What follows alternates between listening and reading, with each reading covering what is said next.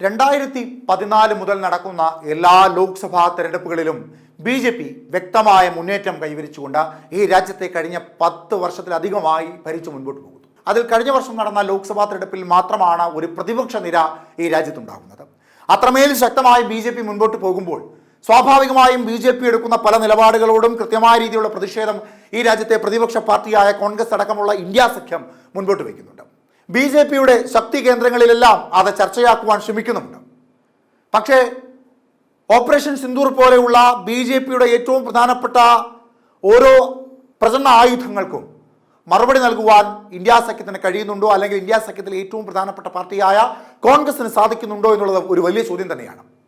BJP അധികാരത്തിൽ കയറിയതിനു ശേഷം ഭരണഘടനയിൽ മാറ്റമുണ്ടാകുന്നു, നിയമവ്യവസ്ഥയിൽ മാറ്റമുണ്ടാകുന്നു, IPCയും CRPCയും ഒക്കെ മാറുന്ന സാഹചര്യങ്ങളുണ്ടാകുന്നു.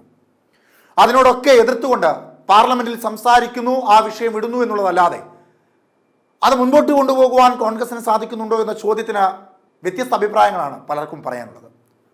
ഇപ്പോഴും രാജ്യത്തൊരു പ്രതിപക്ഷമുണ്ടോ എന്ന ചോദ്യത്തിന് ഉണ്ട് എന്ന് വ്യക്തമായി മറുപടി നൽകുവാൻ ഇന്ത്യ സഖ്യത്തിലെ തന്നെ പലർക്കും കഴിയാതെ പോകുന്നതിൻ്റെ മറ്റൊരു ഭാഗമാണ് ആം ആദ്മി പാർട്ടിയെ പോലെയുള്ള പാർട്ടികൾ ഇന്ത്യ സഖ്യത്തിനുള്ള പിന്തുണ പിൻവലിക്കുന്നത്, അല്ലെങ്കിൽ ചില ചെറുകിട പാർട്ടികളൊക്കെ അവരെ വിട്ടു പോകുന്ന സാഹചര്യം ഉണ്ടാകുന്നത്.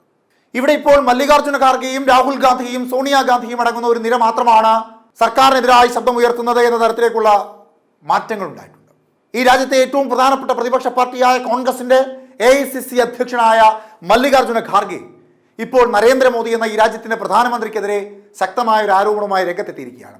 നരേന്ദ്രമോദിയെ ഏകാധിപതിയെന്നും വർഗീയവാദിയെന്നും ഒക്കെ വിളിക്കുന്ന കോൺഗ്രസ്, മല്ലികാർജ്ജുന ഖാർഗെ എന്ന കോൺഗ്രസിന്റെ ദേശീയ അധ്യക്ഷൻ ഇപ്പോൾ മറ്റൊരു വാദവുമായി എത്തിയിരിക്കുകയാണ്.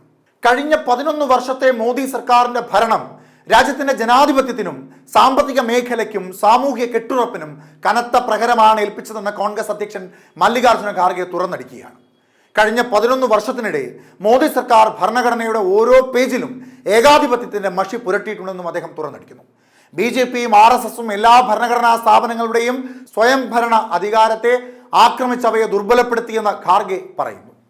അദ്ദേഹത്തിന്റെ വാക്കുകൾ ഇങ്ങനെയാണ്: ഈ കാലയളവിൽ പൊതുജനാഭിപ്രായത്തിന് എതിരായി പ്രവർത്തിക്കുകയും സർക്കാരുകളെ പിൻവാതിലിലൂടെ അട്ടിമറിക്കുകയും ഒരു പാർട്ടിയുടെ ഏകാധിപത്യം അടിച്ചേൽപ്പിക്കുകയും ചെയ്തു. സംസ്ഥാനങ്ങളുടെ അവകാശങ്ങൾ അവഗണിക്കപ്പെടുകയും ഫെഡറൽ സംവിധാനം ദുർബലപ്പെടുകയും ചെയ്തു. വെറുപ്പിന്റെയും ഭീഷണിയുടെയും ഭയത്തിന്റെയും അന്തരീക്ഷം സൃഷ്ടിക്കാൻ നിരന്തരമായ ശ്രമങ്ങൾ നടക്കുന്നു.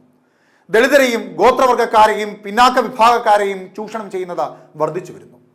അവർക്ക് സംവരണവും തുല്യാവകാശങ്ങളും നിഷേധിക്കുവാനുള്ള ഗൂഢാലോചന തുടർന്നുകൊണ്ടേയിരിക്കുന്നു. മണിപ്പൂരിലെ അവസാനിക്കാത്ത ആക്രമണങ്ങൾ BJPയുടെ ഭരണപരാജയത്തിന്റെ ഏറ്റവും വലിയ തെളിവാണെന്നും ഖാർഗെ വ്യക്തമാക്കുന്നു.